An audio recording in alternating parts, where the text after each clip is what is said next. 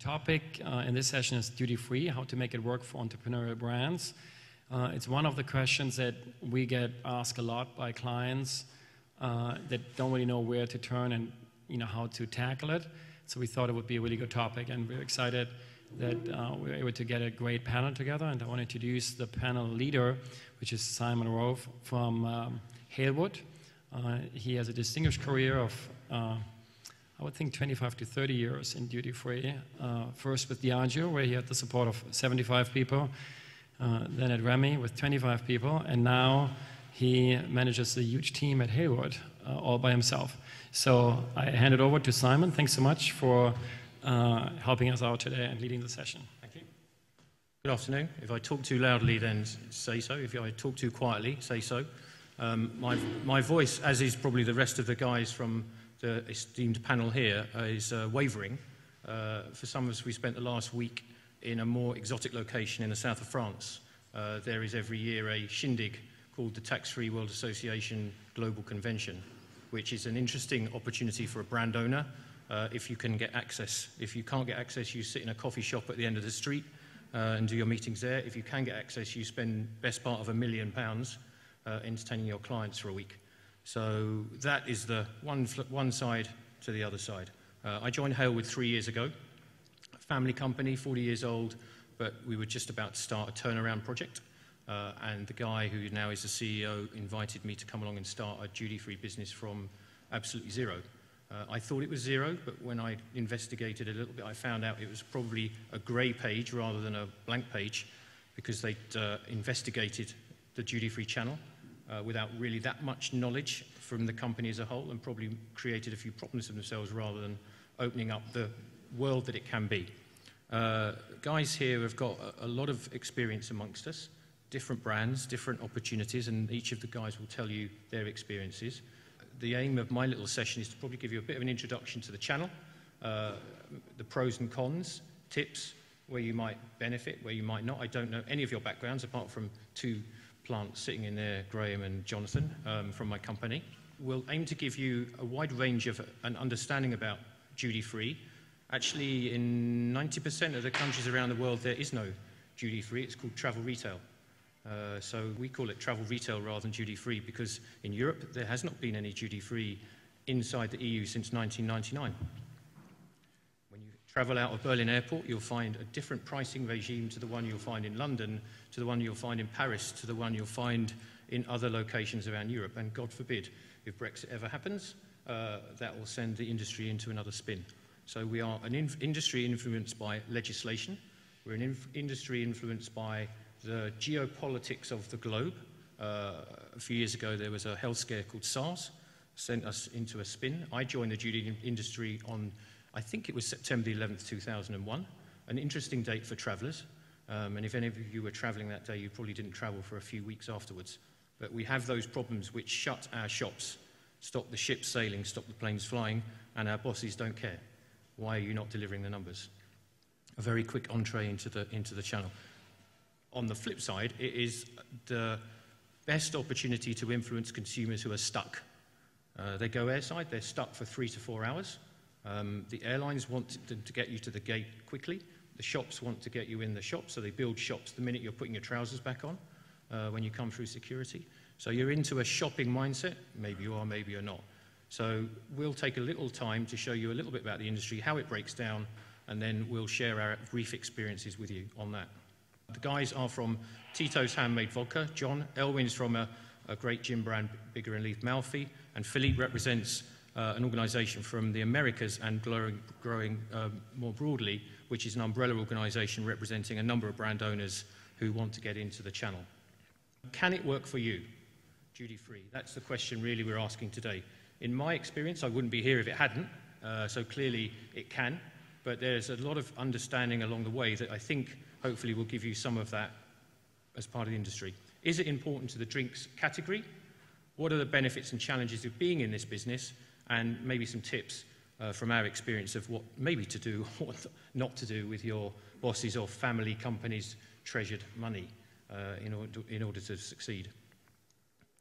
The channel is worth about $68 billion. The numbers I heard last week is 69.6 in 2017. So in many respects, that represents the business of a mid-sized European economy. And that channel is growing every year at a minimum of 5%. So find another market that's growing at that rate if you can get into it, and you're guaranteed some degree of growth if you can find a sweet spot in terms of product, category, and consumer interest. Our market touches over 1 billion people a year.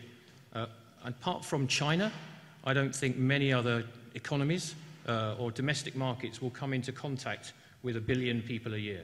Now, not all those people are going to buy. Actually, most of them don't. But we have to understand why they don't, who they are, how you access those people. It's a very interesting industry. Data is not what we're good at. There's very limited data availability because we travel across geography, geographical boundaries, and we don't have Nielsen data. We don't have a lot of domestic data that you might have here. So some of the headlines on business at the moment. Asia is booming. I think that's not a surprise. China is on fire, and other domestic markets in Asia are starting to go. Those folks are not traveling anywhere near the same rate that we do in Europe or America.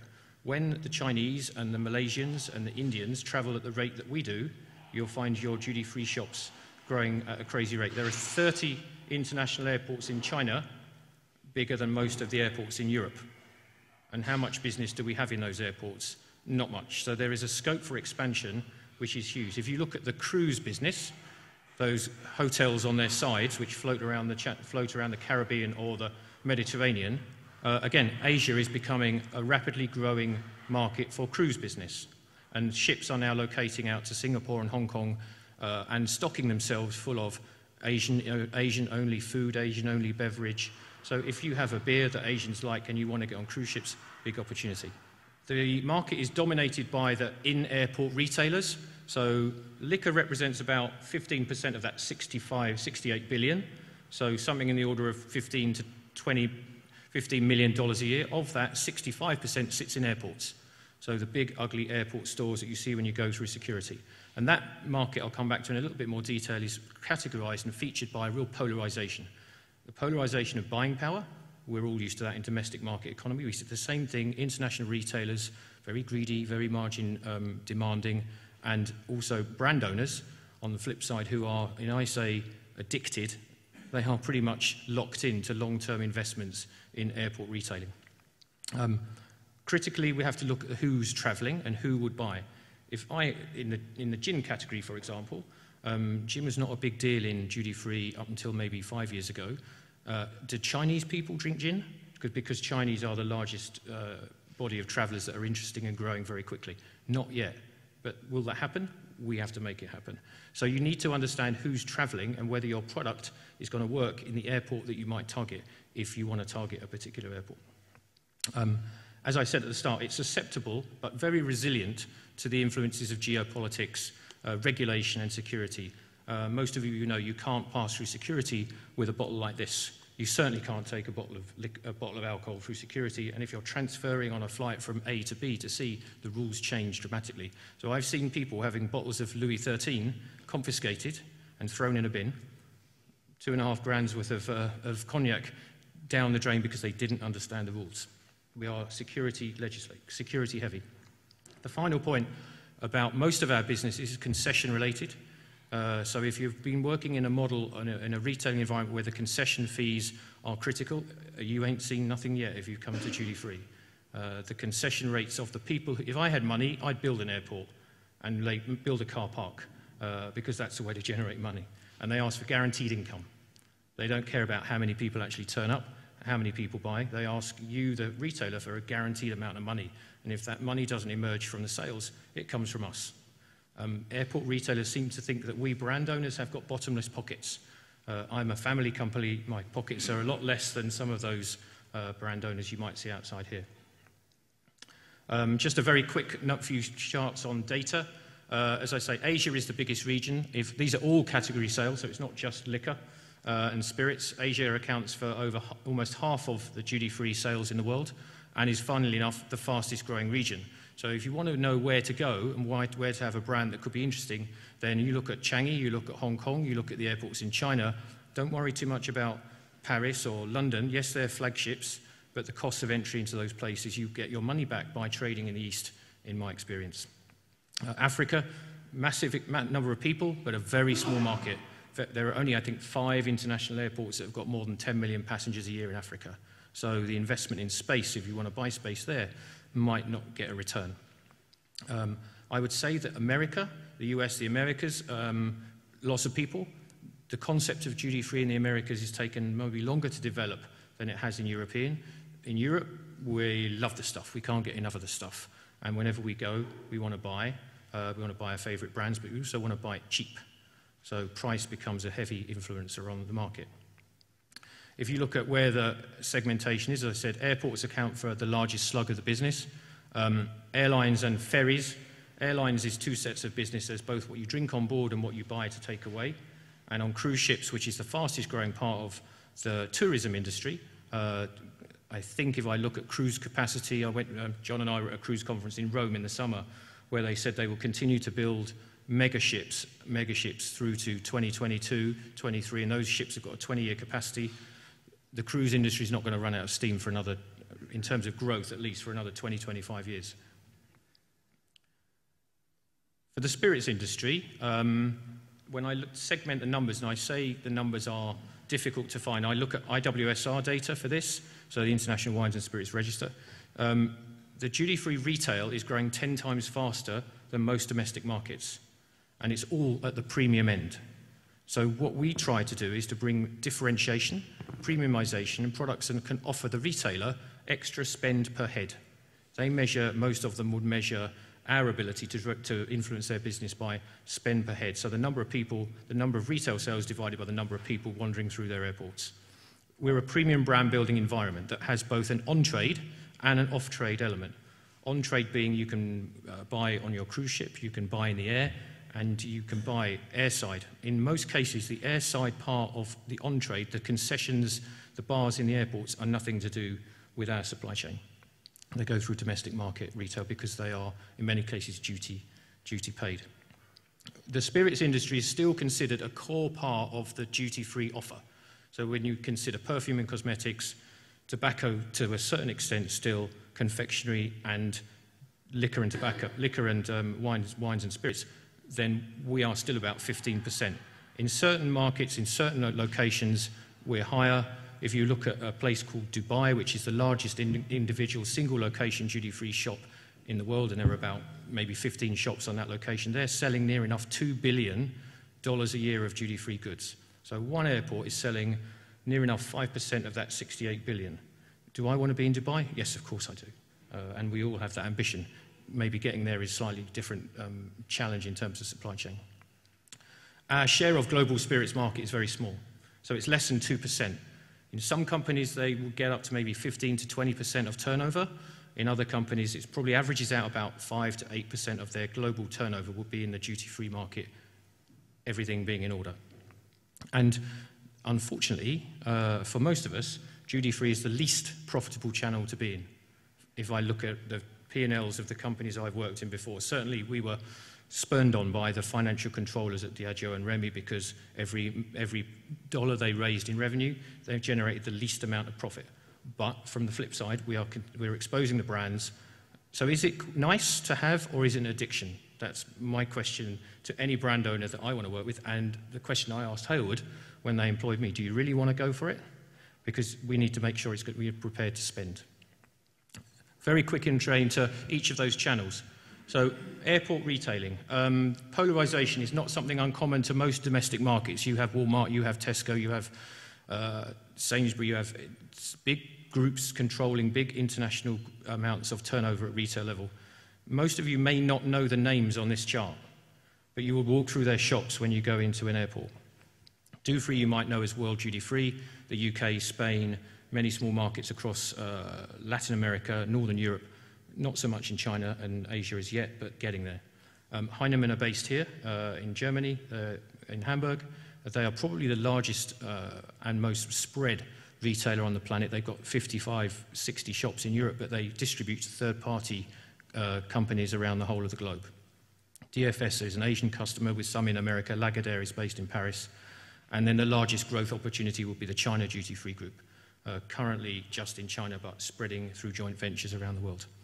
So it's increasingly difficult for small brands to have a relationship with those guys because they have a global buyer in a global head office that I cannot get into.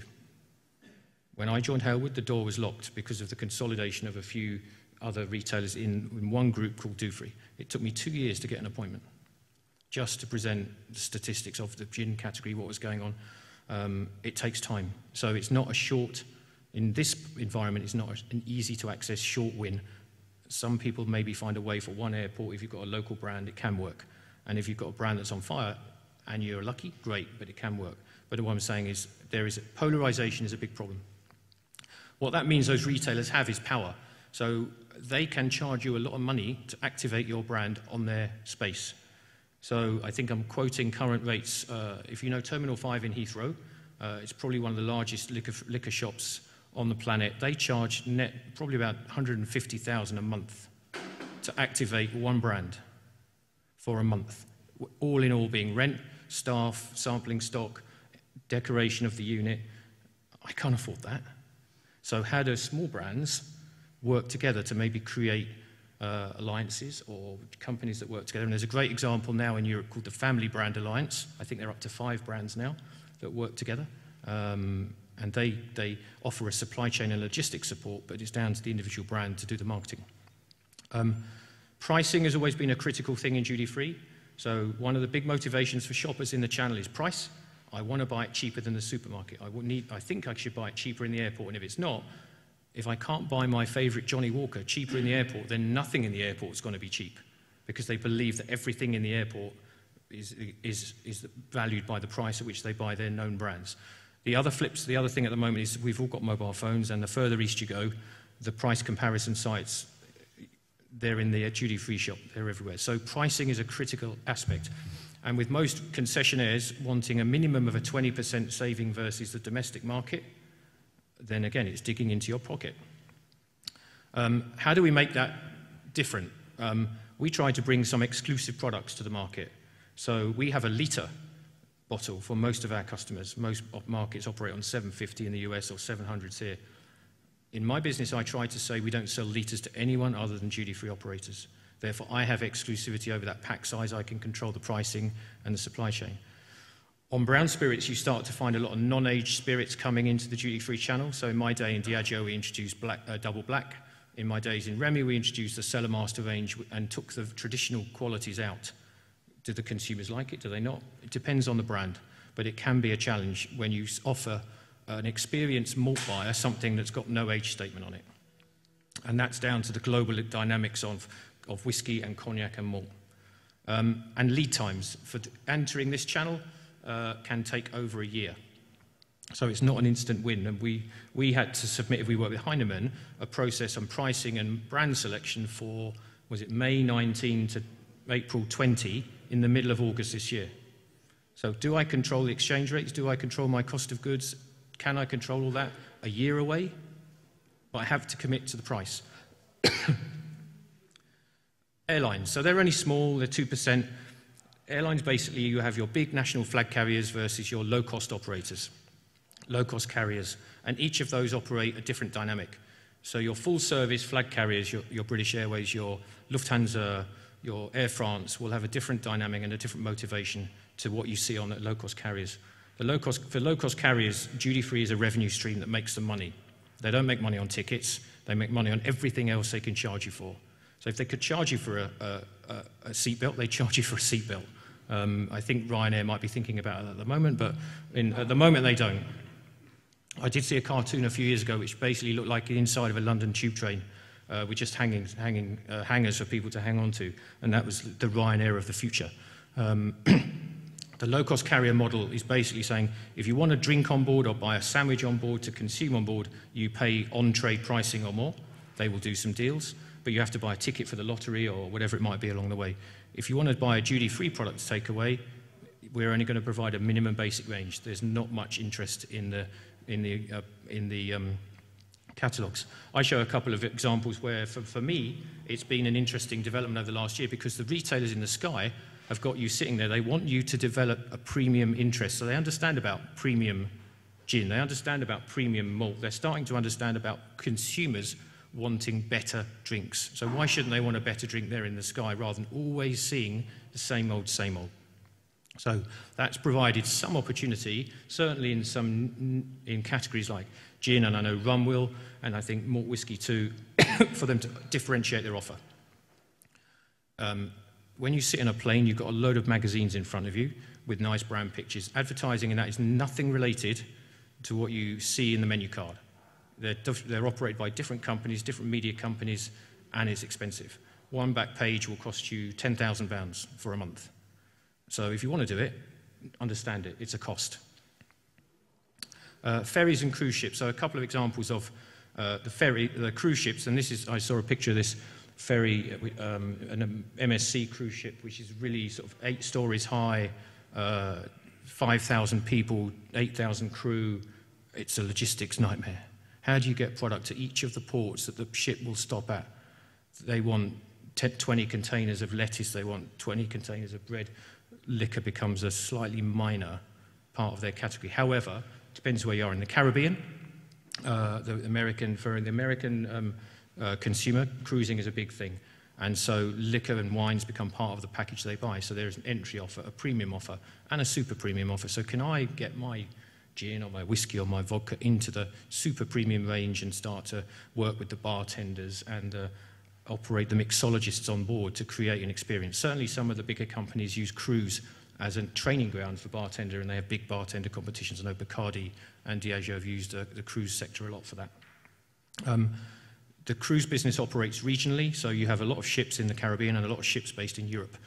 They do switch over sometimes between the summer and the winter, but as I said, they're going east. So you have a lot of ships being built which will be catering for Chinese-only cruises or Asian-only cruises. Again, they will change the passenger mix potentially every 7 days. So their range will change every 7 days. So supplying that is not something my little company can do. We have to have a specialist to get involved in supplying and getting to the side, getting to the port, and that's a whole industry in terms of supply chain again. There is a channel called Other, which some of the people in domestic markets probably don't like because it's sometimes called grey, sometimes called diplomatic, sometimes called mercantile, but it can be, for a small brand owner, a low-hanging fruit in terms of profitability because you sell at a high price. So you're selling to the diplomatic mission or the United Nations shop or the military base in Germany. So if there is conflict, sometimes that's quite good for our industry because there's a few more shops open up in the middle of nowhere where people have got nothing better to do than drink, and they can buy buckets of liquor within reason. So for us, that's an interesting thing. There are borders where also you have shops in no man's land. Some of them are a bit strange, but on the biggest example probably is on the North America, Canadian, US border, and on the south, on the Mexican, US border. There is good business in those stores. They're well operated. The retailers are pretty good. Volumes are small, but you could gain good exposure. There are some borders in Europe, on the Danish-German border, Czech-German border. Germans seem to have an influence or like to go travelling and buying product outside of Germany. Belgians go into France and Holland at the moment because Belgians are a high-cost liquor economy at the moment. They can be an easy way to get in. So my summary, and then I'll get on, the other guys can give you their view, is consider what role this channel can play for your brand. It can be a great advert, but it can also be a money grabber.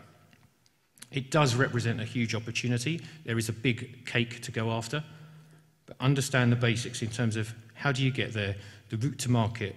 Can your company, does you have the capability to deliver to aircraft in secure airside environments, docksides, duty-free shops all over the planet? Be prepared for a long haul. You can make quick wins, but I started with no business for about 15 months in Halewood. Now we're into probably a multi-million turnover business in duty-free. Yes, a bit of luck. We've got a product, gin, that works at the moment, and gin is the fastest growing category in the channel. I'm very happy, my boss is very happy, but that doesn't leave us sitting on our laurels. There are plenty of other people who can make gin in a few days and chasing us down the runway. Celebrate your breakthroughs, because they may not happen that often. So I don't mind showing my boss pictures of airline magazines, and we went live in Heathrow with one of our gins over the last week, and we managed to sell 4,000 bottles in a week. So scale can happen if you get it right. So if your brand can make a difference, it can be done. These guys have all got brands and experiences, which I know for John and Elwyn have got great brands, which have made great strides in duty-free. So I'll let them tell you their stories, and then we'll do a bit of a question if you might have some questions after that. So, John, over to you.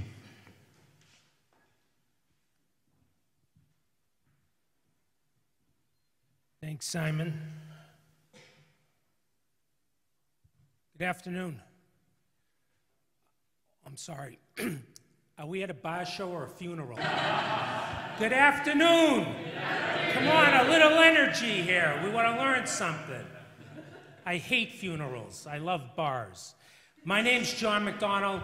I just celebrated my 35th anniversary in the liquor business. No greater industry on earth. I wasn't smart enough to go to law school or be a doctor. This was the next best thing, being Irish and Catholic. So I started my career in market research at a company called Joseph E. Seagram & Sons, which unfortunately fell to the stupid grandson theory. The grandfather starts the company, the father explodes it, and the grandson buries it. Unfortunately, when he buried it, he sold half of it to Diageo and the other half to Pernod Ricard. So after that experience, I became a sales and marketing consultant. My first client was Patron. My second was Tito's Handmade Vodka. I was fortunate to be successful and joined Patron Tequila Company, where our team exploded the ultra-premium tequila category. Nobody paid attention to that category in duty-free. Everybody was so focused on scotch and gin and high-priced whiskeys, and then they would sell $8 standard tequilas. So we introduced the concept of, hey, why don't you give $40 and $50 tequilas a shot in this channel? After that experience, I moved over to Tito's Handmade Vodka. Those of you that are familiar with Tito's, he's the #1 craft distiller in America. He started in 1997, and today, 21 years later, there are over 1,800 craft distillers in America. So he's really the pioneer. They asked me to tell you about what I like to do. I like to invest in startup brands. I like to give advice to entrepreneurs. Most importantly, I like to share the mistakes I've made, because God knows I've made every mistake possible. And when I forget that, my wife reminds me daily. And on the side, I like to write articles for Forbes, LinkedIn, and I've co-authored a book, Self-Empowerment Series. Attraction of duty-free. Here's the headline. Unless you have a boatload of money, don't do it. That's the takeaway today. Duty-free used to be the place that you ran into and bought a gift for your wife or your kids on the way home from a business trip because you forgot to do that during the business week. Now this channel has evolved, and it's all about creating experiences. And the experience I want to talk about, I'll use my hometown of Boston. In Boston now, the duty-free operators have carved out shelves dedicated to brands that you can only find in Boston. And next year, they're building restaurants that are only Boston-centric. And I don't mean fine dining. It can be casual dining, even sticky floor joints. Simon talked about the polarization of duty-free. He said it's a $70 billion retail sales industry. Duty-free is the #1 player, and they're about $7 billion of that pie. And the biggest player in the liquor category is Diageo, a.k.a. Johnny Walker Black, Smirnoff, so on and so forth. So how does a little guy compete against these mammoth people? Pretty much you don't. But the one way you can, you have to outthink them, outsmart them, outflank them. And one of the ways you can do this is to partner with other brands. So get a bunch of brands together, create a company, and then attack them. So what are the challenges? Again, I apologize for repeating some of what Simon said, but the large suppliers, i.e. Diageo, Pernod, Beam Suntory, etc., they have the deep pockets to buy up the end caps, the light boxes. So what do you do to combat that? Again, partner. Simon touched upon this. The airport authorities are the owners of the real estate where the duty-free operators rent from. So they bid for that space in the airport.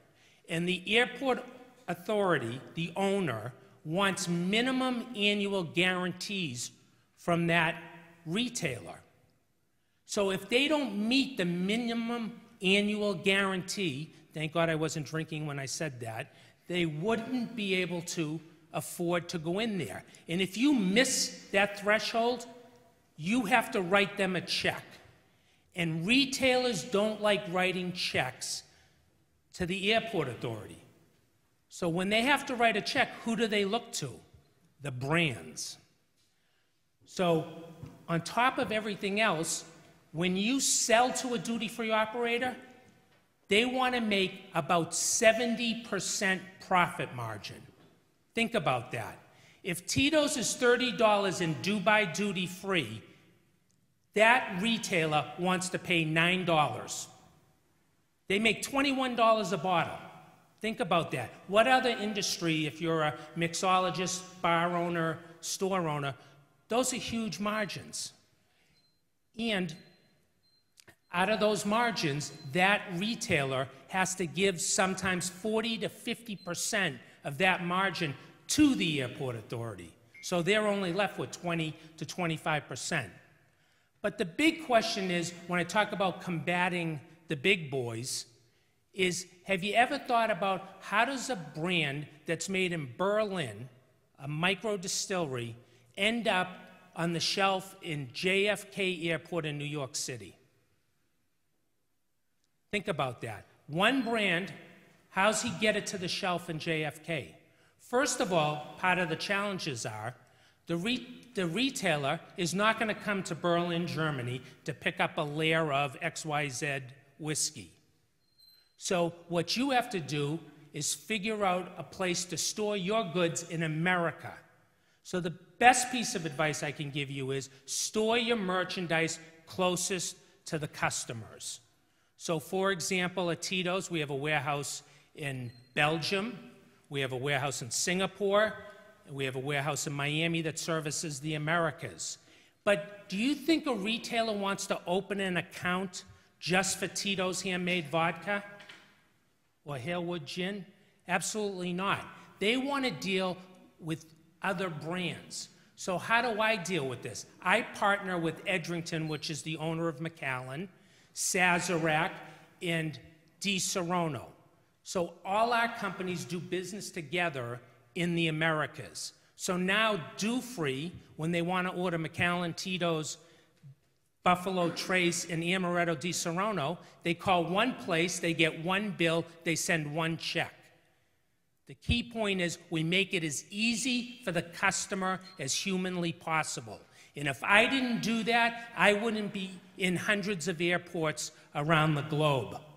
The opportunities in this channel are, as Simon said, it's a marketing channel. You're not going to make any money, maybe a little bit, probably not. You have to look at it as a showcase to the world. If you're in duty-free, you're becoming a global brand.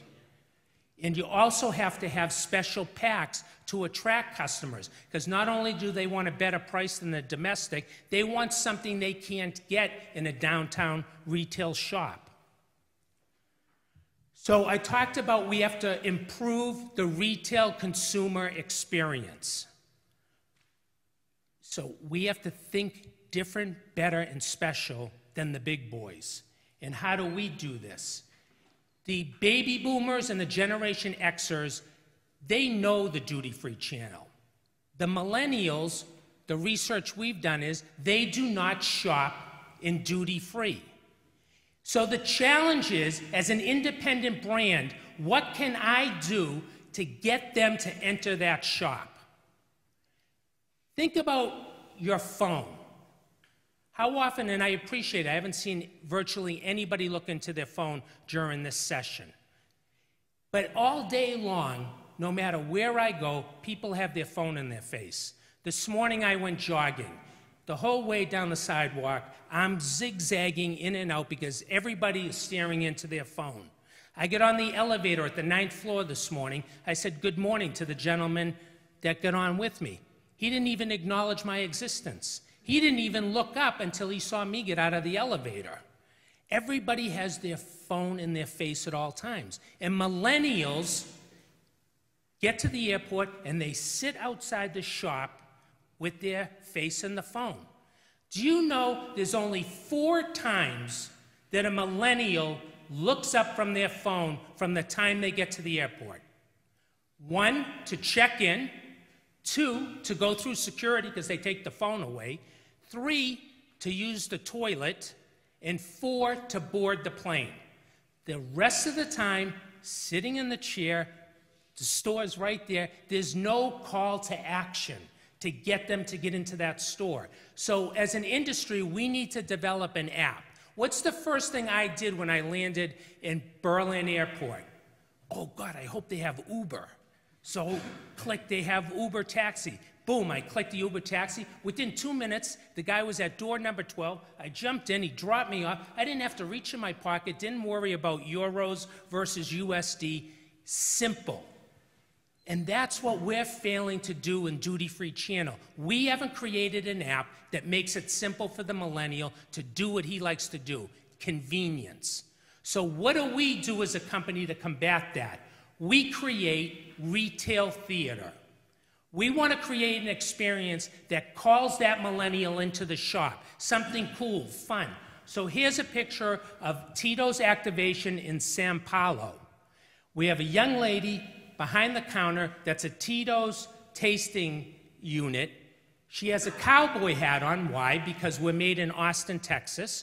We give away a package. Sorry, we sell a package. We don't give away anything. Faux pas. We sell Tito's in a special package, which is a red, white, and blue bag, America's colors, that they can't get in the downtown shop. So we're checking all the boxes. And oh, by the way, we've added one other element. You can take a selfie with the lady and then share that across social media because that's what millennials like to do. So I hope that I've given you some example of how to activate in Duty Free. I really appreciate your time and attention. And without further ado, I'm going to turn it over to Elwin to take it from there. So my name's Elwin Gladstone, and this is my brand, Malfi Gin, which I started 2 years ago. 2016. I used to be the head of marketing for a company called Proximo, which was Jose Cuervo, and before that I was in charge of new brands for William Grant. So I took the plunge and started out on my own, and we've launched this brand in about 40 or 50 countries. So I am not an expert at duty free, but I can give some perspective on sort of baby steps. So, I think one of the key things with the new brand and duty-free is to think packaging, stand out on shelf, and to really make something luxurious that pops. And that's what we spend a lot of time working on with Malfi. Another thing that people have talked about is the local thing is beginning to become a thing. So one thing we've experienced in terms of pushback within the gin category is that if you're in Ireland in the airport, they will say, we only really want Irish gins. If you're in Germany, they may say, we only really want German local gins. So we've used that to our advantage just to get a foothold in Italy. That's in Rome Airport, which we did. We did a nice Ape vehicle, a big tasting selection, and just tried to find various arguments to get into duty-free, where we could persuade the buyer that maybe, people had enough of limoncello and maybe gin was more interesting choice than limoncello, and to really play up our whole kind of Italian heritage. And so that was a nice promotion that we did. Wasn't very expensive, and it worked very well. And we were very fortunate in that the buyer actually came to us rather than us having to go to the buyer. But I think that's a 1 in a million. We've used up that life for forever. Anyway, worked well, nice.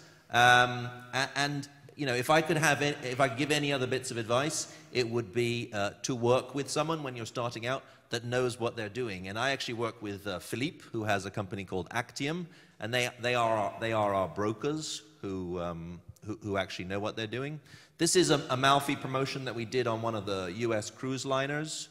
You know, high visibility, looks nice. The cruise liners love the kind of look and feel of the Malfi brand. It has a kind of a nautical feel. And we were very fortunate to get this nice promotion on some of the cruises. And so it's beginning to do, you know, it's beginning to do something. It's not something, you know, that we're focusing a huge amount of attention. We're not a big enough brand yet, but I think, you know, in small pockets, it can be really interesting. And it's a great, as these gentlemen have described, it's a great way to get, you know, to get some visibility. And it is possible, on, you know, even as a tiny brand, to make some headway there. So, you know, definitely a channel worth investigating, but not worth losing your shirt on in the initial stages. You know, and everything else these guys have said obviously is great advice. But just from a very small brand perspective, it definitely has, you know, it is a very interesting channel to get into, and there are things you can do if you're creative and you look for the niche. So that's my perspective, really. And Philippe. Thank you. Good afternoon, everybody. I'm going to go through a few slides very quickly, but most of the points on the slides will repeat what was said previously. So I'm going to go through this very quickly, and I think it's better if we leave time for questions then from you guys to all of us. So I'm originally from France. I was born and raised in France. I come from a family in Cognac, so we come from the spirits industry. I worked for Rémy Cointreau for a few years. I then worked for William Grant & Sons for 9 years. I managed the Latin American Caribbean business for William Grant & Sons until I founded our company Actium in 2004, originally as a distributor for wines and spirits. And then coming back to a point that was made earlier, we thought we needed critical mass and we needed to gather a few brands together. So we did that, but we did it differently in our case. We decided to expand into different categories.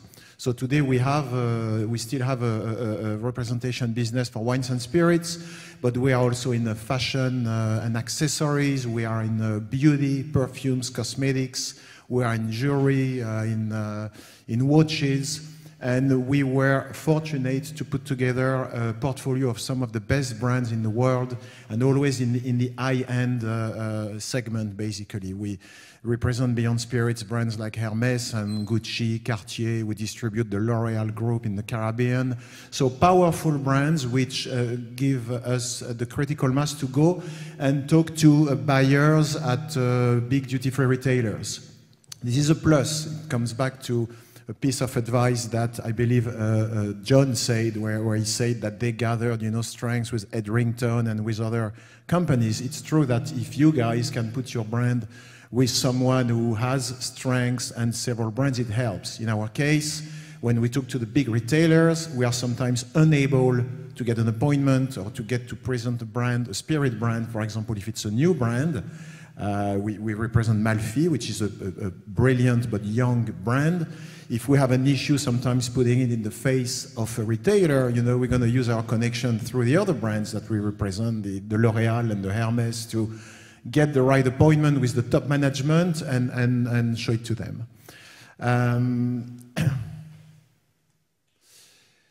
So duty-free and travel retail in the Americas, a couple of points. Travel retail in the Americas is overall less sophisticated than it is in the rest of the world, and that is something historical. So true luxury brands tend to favor Asia, particularly Asia, which is big, growing, and super premium, and Europe versus travel retail Americas, which for many years was not very qualitative.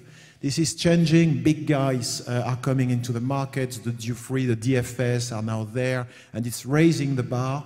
But if you have a true super premium brand, the travel retail in Americas is not necessarily the first place to look at, unless, of course, your brand is present and strong in the domestic markets, and particularly in Europe. Increasing interest from duty-free operators for authentic premium, craft or super premium spirits. It was also previously mentioned. And that's, in my opinion, the hope, I would say the only hope for young companies, entrepreneurs who are launching new brands. It was said previously that it's very hard to get into duty-free. It's expensive. There is a consolidation with, on the one hand, big brands, and on the other hand, big retailers.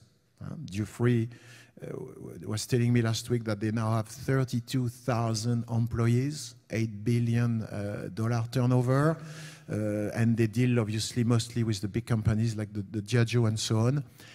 However, because the consumer is interested in authentic craft premium spirits, these big guys understand that they also must leave a small door open to these brands not to miss the trend. But however, as it was previously said, if you have a super premium German gin, for example, you will have a better chance to have it listed in a few doors in Germany to start, and from there you will be able to expand. So it's not completely lost. We don't want to be completely negative about your prospect in duty-free. It is possible, but for this you must have a great product, a great packaging. It has to be good, it has to look good, and you have to have a great story. And with this, you're going to get their attention, you're going to get their ear. In fact, in our company, we are launching in the next 2 months the first super premium French whiskey with a great story and a great product, and we believe a good packaging. And we did get the ear of the big guys, the DFS, the Dufry last week in Cannes, because it's unique, because it's good, and because it's premium. So it's not impossible, but it's not easy. In the Caribbean, worrying trend. In the Caribbean, what we have been seeing in the last few years is an increase in traffic in the Caribbean, but a decrease in the quality of tourism in general. And the Caribbean is not a super premium place today. In general, there are a few exceptions with a few islands that do well, with some cruise ships, but very few. Most super luxury cruise ships today are not cruising in the Caribbean. They are cruising in Asia and in Europe. Caribbean is more of a volume-driven place. Duty-free landscape and tips. Landscape, we discussed consolidation of suppliers on the one hand and the retailers on the other hand. Small to medium-sized independent retailers are being squeezed out. That means they come back to you, the brands, and they demand more and more margin. When I started in duty-free 20 years ago, we would sell spirits at, John, you probably remember, at 55, 60% off a few years ago. Now you arrive with a small brand, a new brand to a big retailers. He won't even talk to you if you don't start with 70% margin. You agree? Minimum. And some guys now mention 75% margin.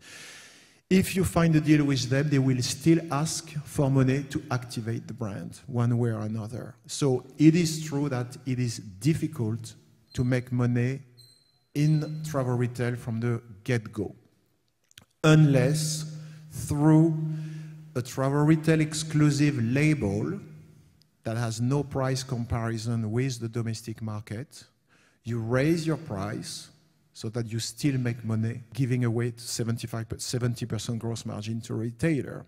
So many brands do that. You see now even big brands now, it was said previously, having travel retail exclusive ranges to avoid price comparison with the domestic markets.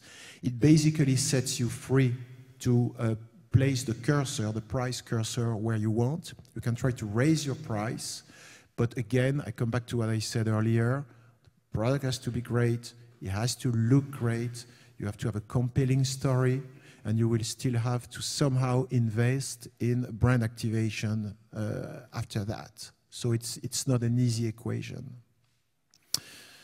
Duty-free operators do price comparisons, give exclusivity to an operator. Some, especially for craft brands, there are probably a lot of craft brands around the room with interesting stories. Some operators like exclusivity. I mean, obviously they all like exclusivity, but some will really take this into consideration into helping you. So for you to pick one big guy and say, listen, you're going to be exclusive in Asia, or you're going to be exclusive in Europe, or you're going to be exclusive for the first 6 months of the first year, this is something to consider. By the way, for some startup brands, I would also consider being potentially exclusive to travel retail for a while, which allows you to raise your price. John and I had this discussion before the panel. If you have very small volumes to launch, why not start in duty-free, raise your price as much as you can, try to get a few good listings, show the brands around, give them exclusivity. Hopefully you will still make margin or break even, but you showcase the brand and it puts you in a better position to then go to domestic distributors and present the brand. That's it. These are just numbers about the travel retail sales by category. Thank you very much, and if you have any question, please, we're here to answer. I'm wondering if you saw in some of the pictures some of the branded stores of brands, like a Tumi store or Hugo Boss store. Is there any possibility of disintermediation of the big duty-free players through brand owners directly?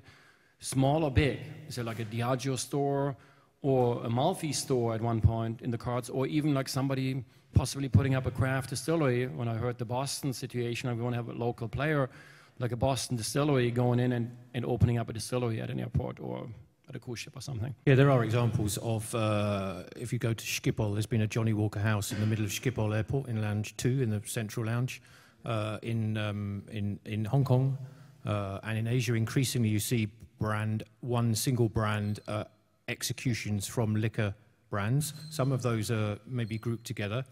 The high fashion brand stores that you see on the mall in the airport may be operated by the same retailer who runs the core duty-free shop. So it may say Bally, it may say Hermès, but it's a Dufry or it's a Heinemann shop. They are simply renting that space out again, and the staff, the merchandise are all essentially owned by the duty-free operator. It can vary. In my experience, it would be almost impossible for a single liquor brand to have a one brand shop inside an airport and make it pay. It can happen. In my time in Diageo, we actually rented the bar in Terminal 5 for 6 months. We owned it. And we were spending pretty much $600,000 a month to make that bar work. Does it pay back? No. But do they like it? They love it. Does the board of Diageo love it? They love it. But in my experience, I think it's a very difficult thing to make a single brand shop work in an airport environment. Pop-up, yes. Short-term, absolutely. Great exposure, great fun, great experience. I've had a conversation about, can you run a distillery airside? There are a lot of technical specs and high guidelines in terms of operating fires airside that would make running a distillery airside in an airport quite difficult. But the concept could happen. In Gatwick, there is a distillery in Gatwick North, but it's in the landside, a Culpeper still, and they make gin and they sell it in the shop, but no one knows about it because it's not done particularly well. So that would be my view. I don't know whether any of the other guys have got a view about a single brand entity. I do have one comment about this. Simon is right. It's just not a business in itself. You can do a Johnny Walker store, you know, the biggest brand in the world, and in an airport, freestanding store, you're probably going to be selling at best $1 million a year, I would say. As a comparison, a Hermès store in Europe, at Paris Airport or Heathrow, sells $20 million a year on the same superficie, okay? With a 60% gross margin for the retailer. So you're a retailer, you've got 50 square meters, you have the choice between your Hermes store that's going to bring you $12 million of gross margin, or your Johnny Walker store that's going to bring you $600K of gross margin, it's a no-brainer. Unless you are heavily subsidized by the big guys like Diageo, it just doesn't make sense. And that's why there are very, very few freestanding stores for spirits in travel retail.